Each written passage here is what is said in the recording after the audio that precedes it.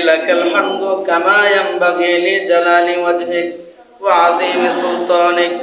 ربنا آتنا في الدنيا حسنة وفي الآخرة حسنة وقنا عذاب النار رب ارحمهما كما ربياني صغيرا رب ارحمهما كما ربياني صغيرا رب العالمين কতিপয় গুনাহগার বান্দা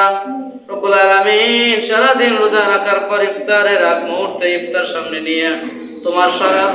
তোমার শাহী দরবারে হাত তুলেছি আমাদের সারা জীবনের গুনাহ খাতা মাফ করে দাও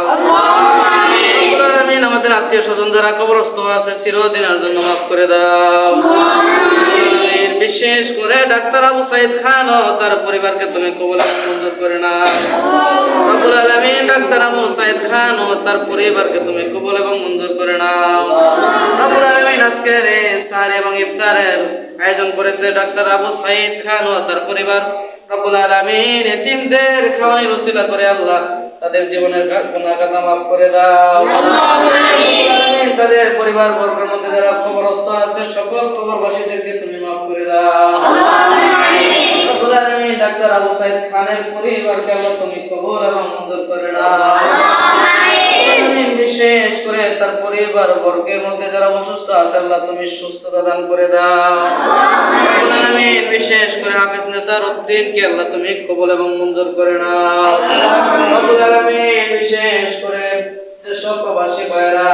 আল্লাহ বিভিন্নভাবে দান করে আসছে সকলের দানকে কবুল এবং মঞ্জুর করে নাও আমিন রমজানের সঠিক তাৎপর্যভাবে আল্লাহ রব্বুল আলামিন রমজানের সকল আমলগুলো যেন সুন্দরভাবে করতে পারি সেই তৌফিক দিয়ে দাও রব্বুল আলামিন আমাদের মধ্যে যারা অভাব রয়েছে রব্বুল আলামিন যারা ঋণগ্রস্ত আছে রব্বুল আলামিন সকলের ঋণগুলোকে আল্লাহ পরিশোধ করে তুমি তৌফিক দিয়ে দাও আমিন বাংলাদেশের সকল মুসলিম মুসলমানদেরকে তুমি হেফাজত করো রব্বুল আলামিন ছাত্রদের মেধা শক্তি বৃদ্ধি করে দাও রব্বুল আলামিন সকল প্রকার বালা মুসিবত থেকে আল্লাহ তুমি আমাদেরকে হেফাজত করো